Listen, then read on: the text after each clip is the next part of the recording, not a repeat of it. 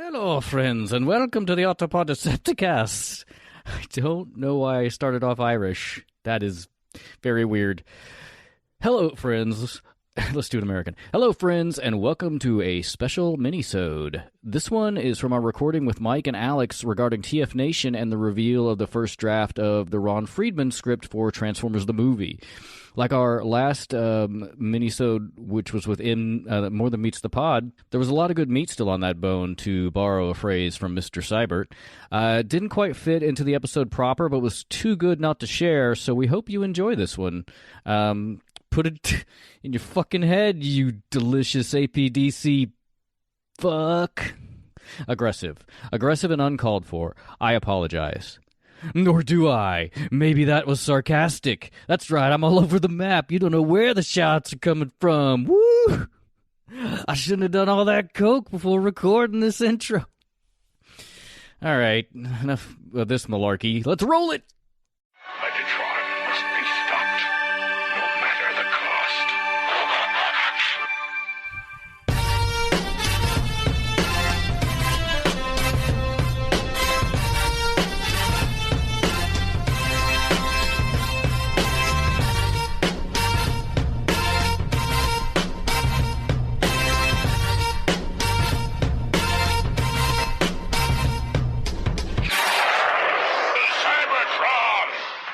I don't know what any of your pants situation is either. Were we not recording? No. Oh, we weren't recording.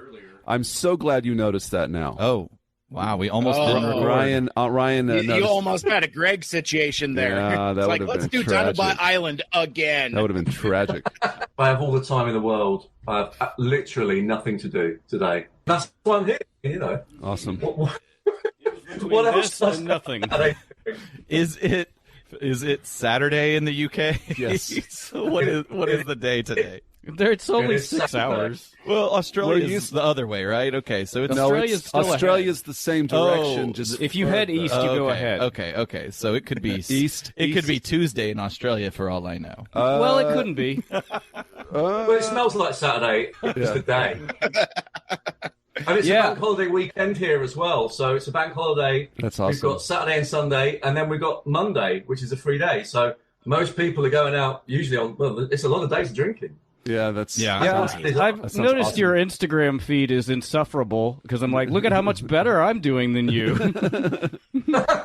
Ryan sets a pretty low bar though.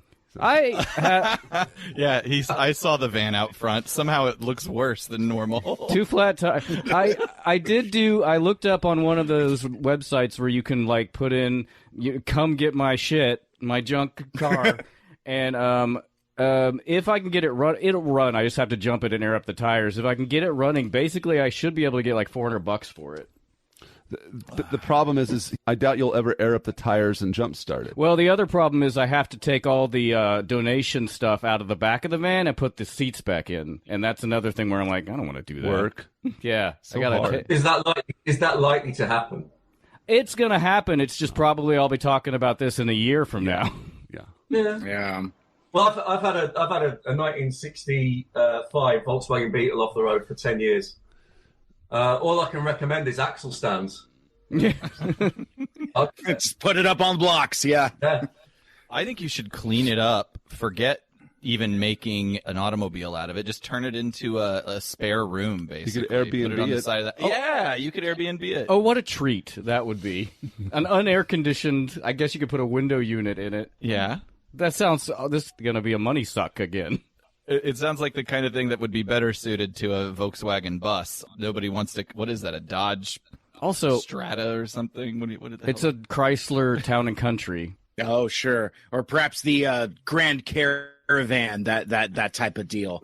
So why don't you just like make it like a pod shed, she shed thing? Just put like some microphones in there, and because it's sealed, right? And just make a little recording space out of it. Nah, I'm gonna get rid of it. Isolation booth. I don't want to do any of that. From the outside, no one will hear you scream. Yeah. It could be like 90% of YouTubers who do their videos in the cars for some reason. They're trying Burger King, new fast food items. I like that guy.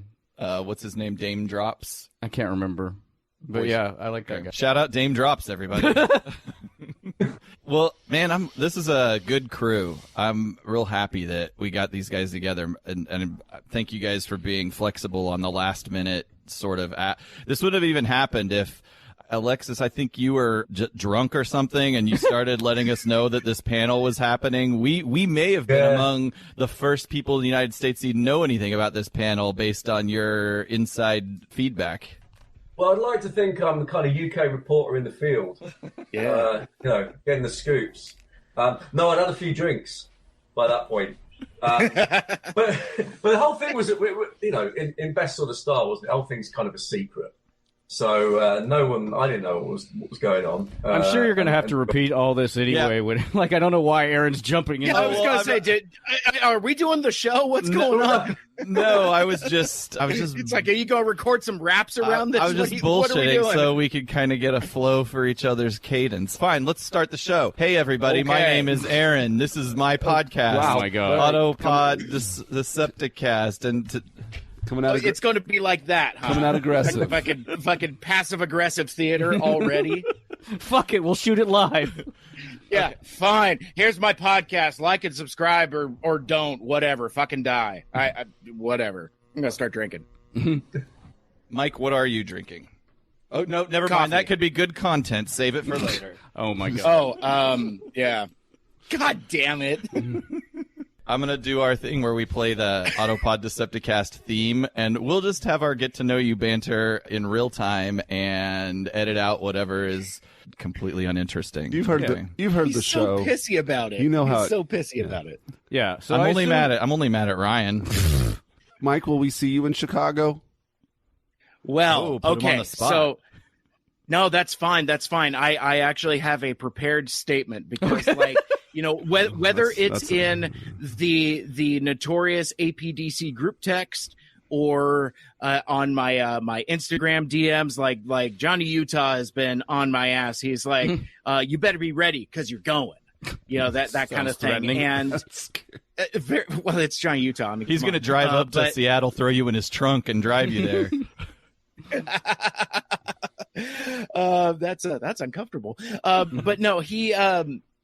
So a lot of folks have been asking me if I'm going to TFCon Chicago, and my answer for the last several months has been, yeah, tempting, but no, because mostly it's my wedding anniversary the week before. Oh, well, that's and it's a big one. It's a celebrating 75 years. No, 20. You said? I'm not quite 7.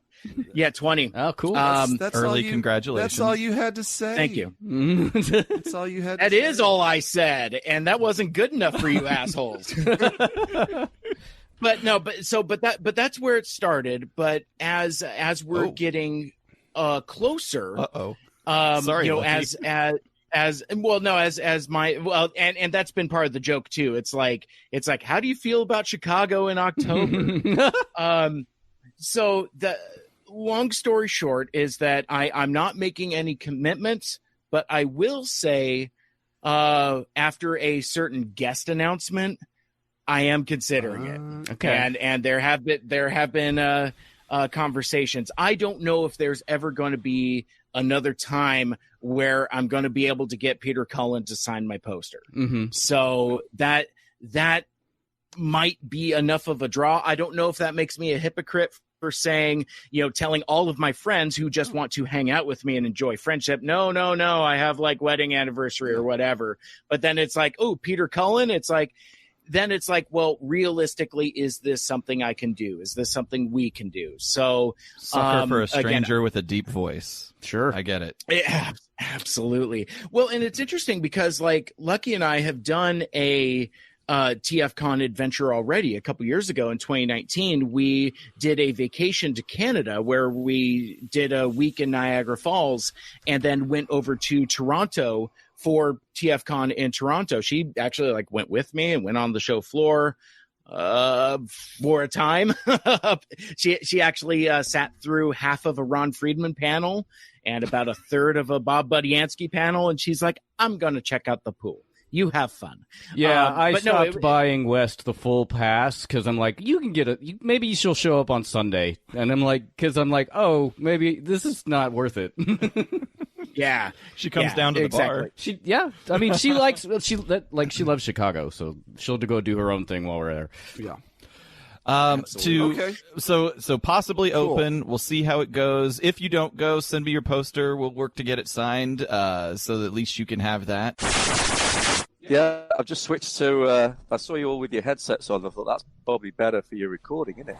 I mean, you might hear us better. We're going to sound warm and delightful in your. Ooh, you sound all caramelly and smooth. We're making your stirrup rattle. That's an inner ear joke. Wow, that was pretty good. I did not catch that. I'm a designer, not a biologist, dork. Oh, I'm just going to rub my cochlea on you. Oh, that's another ear joke, hey? And way better than mine. So good job.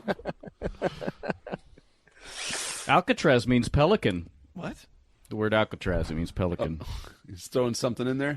I think just he's making fun of my non sequitur. While we're doing baby jokes. Did you know bees can smell fear? Is that from Jerry Maguire? Of course it is. One of the greatest movies of all time. Oof, I bet it's bad. I haven't watched it in a long time. It's probably enjoyable, but I even at the time when I watched it, I'm like, this is probably not very good. Look at that picture. I know that picture's got to be from like 1999. I'm gonna call that militia. I'm gonna call that Militia Mike. Yeah, Mike, you look like a Proud Boy in your profile picture. Really? Oh no! That's terrible. Looks like you're about to go raid the Capitol. Or a pizza store. That's not.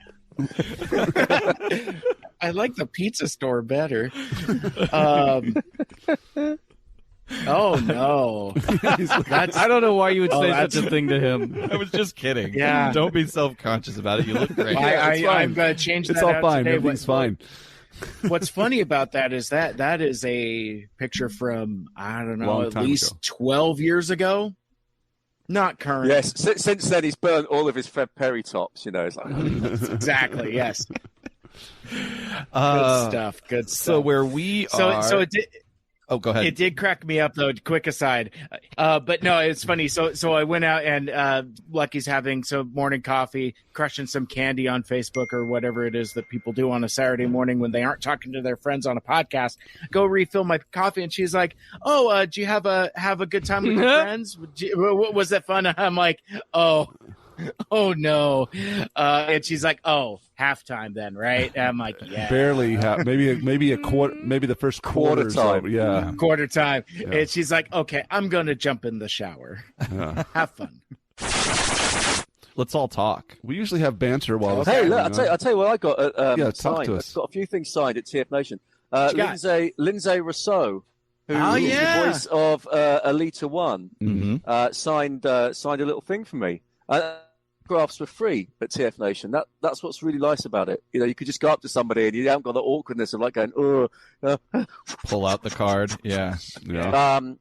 But yeah, she was lovely. She was over in the UK. I said, "What are you going to do after today?" She goes, "Oh, I'm over here with my mum. We're going to go to London and stuff."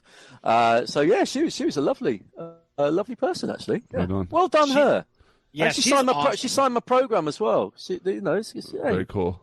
So while we're talking about TFNation and you're getting all your swag and goodies, I saw somebody from TFN tweet something about some confusion with the autograph sessions or something like that. But being here in the States, I guess maybe conventions are a little different. Generally, when there's like voice actors or something, that's like a separate charge. It's a pay to play. Yeah. They sort of made a kind of veiled thing to it and sort of said, you know, we really apologize if people were charged for things. You know, our thing is free autographs, and I guess it was the one of the main headline speakers there who was from the States, but they said, you know, we'll make amends in some way tomorrow, and we'll do all that, which is fair enough. I think they said it was miscommunication on either side, potato stuff, but everything else was all good. Right on. Yeah, and no kind, and again, this was maybe the size of it. I said before, no kind of queuing for loads of autographs, and you didn't have that pressure if you were in a chat with somebody that they were kind of like going, he's weird and smells. You know, they would take some time to sort of talk to you and sort of say, look, can I get a photo? Go, yeah. Oh, That's you really just take cool. a photo of us and stuff like that. It was great. Yeah, and sort of made some connections. A couple of the people there, including Andy Couzens, who was he's retired now, toy designer. Gave a talk on the Saturday. He designed some of the late G1 figures, like Striker and Rotor Storm and Aqua Speeders and things like that. Yeah, really. And he sort of, you know, kind of presented his story about how he got into it and worked for various different companies. But then afterwards, you know, he was showing all these brilliant marker sketches and everything. And for me as a design tutor, you know, we really try and instill, you know, draw. Don't worry about the computer. Draw. So I've sort of swap details and try and get him in to sort of speak to some of the students about that time and about how important drawing is and things. But he had these lovely sketches, the original kind of sketches and stuff like that. And you know, most of his all these questions of people like going, but did you? He goes, no. We would just give them price points. That's how it works. They said, you know, we need a toy that's retails about, you know, £3 to £4, and then one £5 to sort of £8, and then a big ticket toy, a Christmas toy. And we would just instinctively design something that fit in those price brackets. And I said, with something like the Aqua Speeders, would they just give you a brief that said, we need 3 cars? He goes, yep, exactly it. We need 3 cars at this price point. Huh. No personality development at that point? No, none of that. And I said, you know, did that come from the marketing team? And he said, yeah, you know, kind of probably. But they work with the engineers at Takara. He said, we're fantastic, you know, anything that we could kind of create, which was engineered. He said, you know, I'm a toy engineer. I knew how these things were kind of working. He said, but you turn it over to them in Japan and they would just kind of work their magic and would be amazing, you know, to be able to put this together. And I kind of asked him a question at his table and sort of said, you know, did you have to think about kind of health and safety? So we kind of instinctively knew that, you know, no pinch points, no things that are going to drop and splinter in someone's eye, you know, that was all.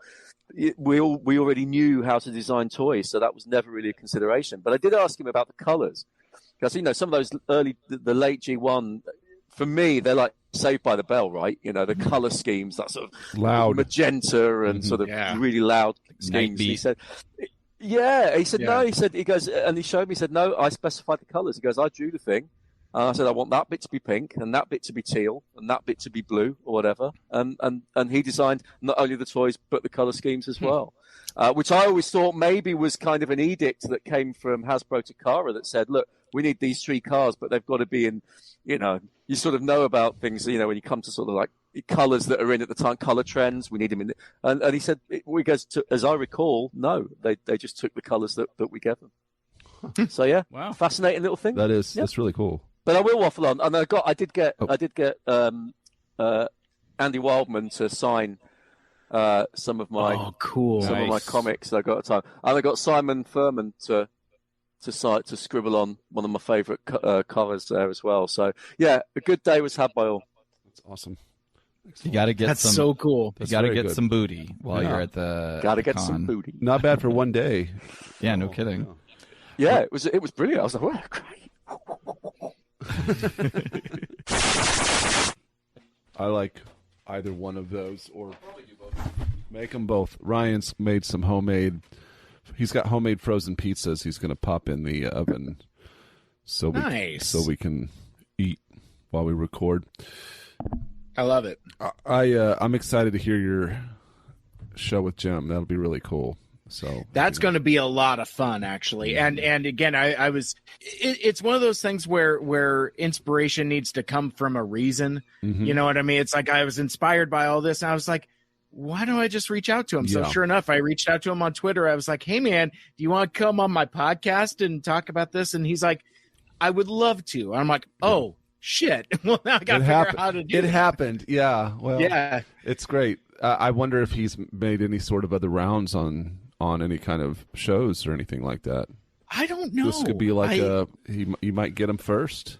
It might be. That's it might really be. Because I think it's one of those things. I've run into this with all of us getting to know some of these folks like Ron Friedman and Flint Dilley and all that. You know, a lot of people they're really stuck in the toys. I shouldn't say that, but I did. But at the same time, for me, at least, and us that are involved in kind of in media in general, I'm not a collector, but it's really fascinating for me just to get some sort of view into. You're pulling the curtain on Hollywood in a way. You're seeing the creative process all the way back. You know, these are television. These are writers that are writing for a television show. You know, I mean, it's really. I like that aspect of it. That all the stuff that goes into like making a final product. So I'm really excited for you to talk to him and hear what comes of it. And shoot, I hope that he considers doing something stateside eventually, you know, with some of that, even though I don't know if it would be, I don't know if you would want to just redo that again for a TFCon. It'd be cool if it was something different, but I don't know what that would look like.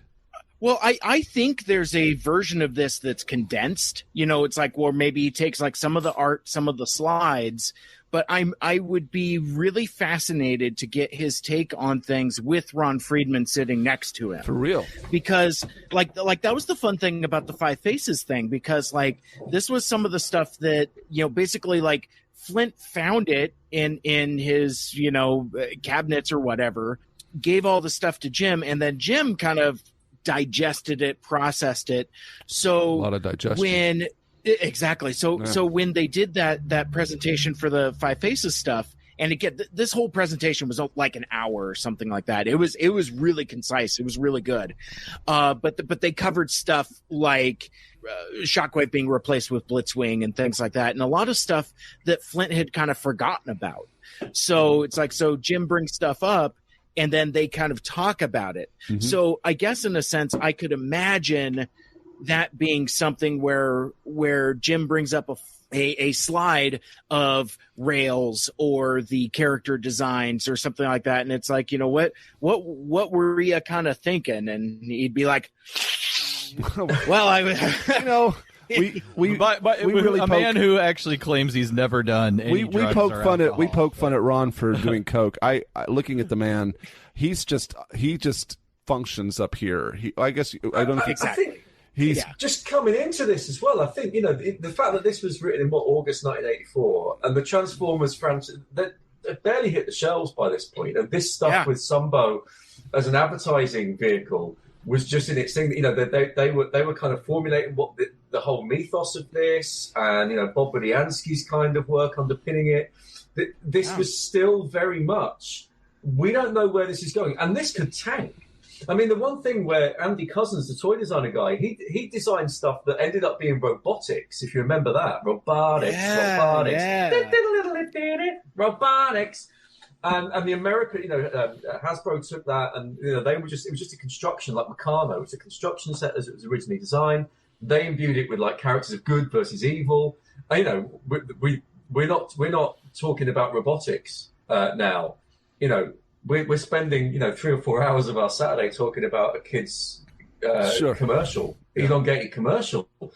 At the time, they would not have had any idea that this was going to go the way it has subsequently. I mean, even from the business end, I mean, I feel like they've got an inkling that they've got a hit on their hand from like a toy sales standpoint, but you still don't know. Trends come and go. You just don't know. But the thing that really got me about this and was a bit of an eye-opener, I always assumed that the cartoon that mini-series, the 3-parter, they're not, you know, up to roll with it and everything, and it's kind of like, we've got a hit on our hands, quick.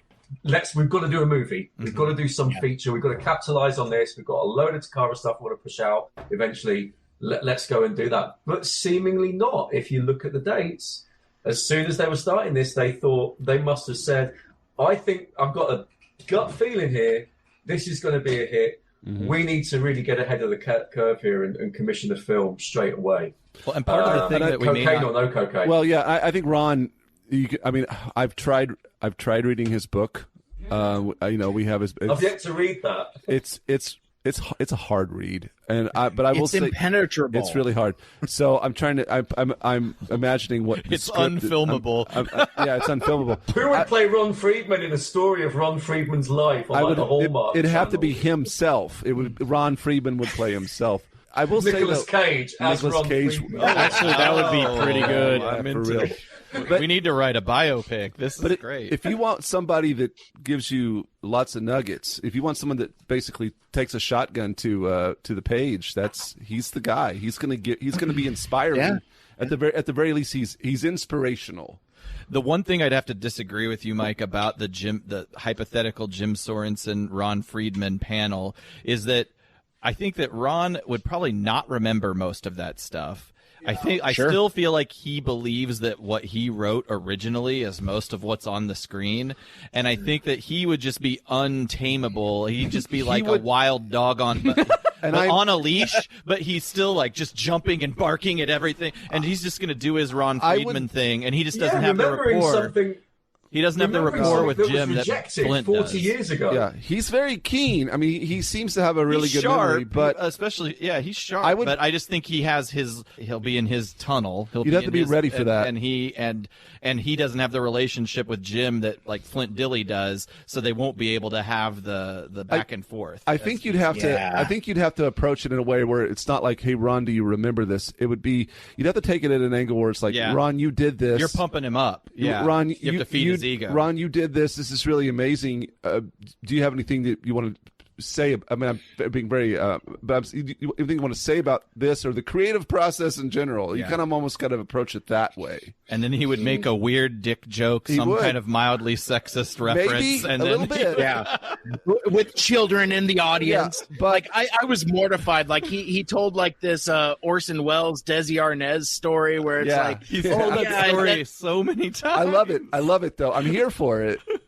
It's a look into he's old Hollywood. He's old Hollywood, and I kind of want to see that train wreck or no train wreck. So talking of train wrecks, speaking of train wrecks, there you go. Thank you, Alex. He was just a Seattle. Oh my God, are you in a nuclear bunker? Well, I've just seen your ceilings. Oh, what's going on there? The cat. It's like Joseph Fritzl's basement. The cat jumped up and pushed to the. No, we're in Ryan's. We're in Ryan's basement. You have no idea what's going on down here. It is eclectic. That is the only way I can really describe. Ryan just told us that this. She keeps jumping up on the cat. Yeah. No. Ryan just finished canning how many pounds of pickles? I have probably almost, I probably like 70 quarts of pickles. I looked at my notes, and I have harvested 115 pounds of cucumbers this year. That's the one thing the squirrels won't touch, I guess. There's almost nothing eats cucumbers except the chickens, which is why it's a weird. And I love pickles as well. I've just bought some vintage pickled onion jars. Got this thing in the UK in the 1950s. They made pickled onion jars with crying sad onions. That's I'll go and get it later. It's brilliant. I've now started a collection. I've got a collection. Nice. That's funny. I've got a GIMP room behind my showbiz curtain behind me as well. Hey, look at that hair.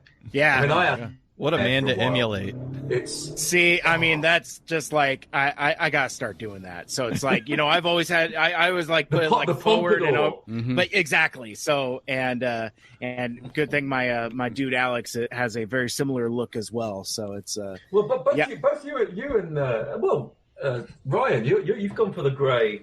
Yeah. It's getting there as well. It's very long at the moment, and I did. I went and I dyed it, gray silver, and I'm like, I think I like it actually. I really do like it, and then I'm like, oh no, am I trying to copy Alex? Well, I've had this thing where it's like I really want to go because I tell you what, if you go grey, I was quite dark, and I went grey from the age of about 25. And I just stopped dyeing my hair because once you dye it, you're then known as that Just for Men guy. Yeah. Right? Yep. So once you go, it's such a shock to go back. But it changes the color palette of your outfit. Mm-hmm. So effectively, grey hair is like going blonde. So I now can't wear red because it just clashes with the follicles. Yeah, You know, I actually Ryan your probably entire look. was considering that. Well, in looking at like even the pictures before before I bleached it and dyed it, where I'm it's pretty dark brown normally, and I'm like I don't know if I don't know if now I'm just gonna keep bleaching and dyeing it because I like this so much better than the brown, but. Mm-hmm. It's not coming off, but I mean, I'll have my naturals. Yeah, Aaron has very a natural. Yeah, I was gonna say you got a great silver texture going on, Aaron. I've always been jealous of your proto rockabilly look. It's like that's like talk about hashtag goals. My biological father, his is even more that. I mean, he has like white. Perfectly salt and pepper hair, and he's had it since he was probably like 35. But Hey, but look, we're hirsute. We haven't gone bald. Correct. Got hair there. Correct. Yeah, Well, you can't see the back of my head. yeah. Well, There's a pretty significant bald spot. we're all mostly genetically superior. Ryan's halfway there.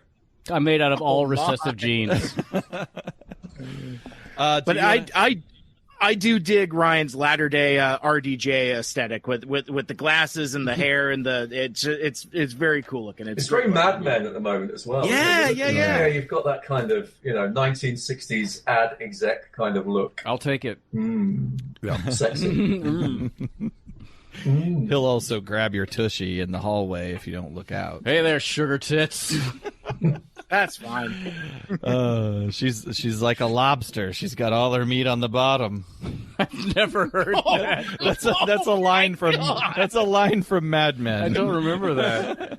I was gonna say, did Ron Friedman write that? Good lord. Where were we?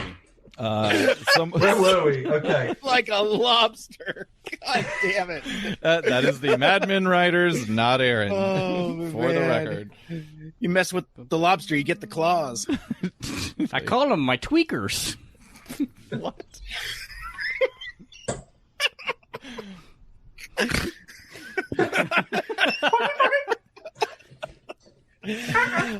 Now I'm just picturing female breasts with lobster claws entering the frame and tweaking the nipples. That's it. Now I'm seeing it in Monty Python animation. Yeah, Monty Python animation. Great. That's about it. Okay. So these Autobots are super dead. Okay, yes, there we go.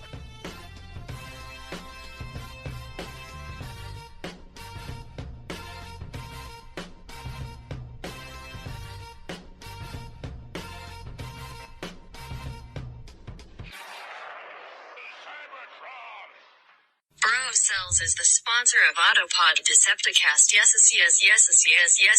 Yes.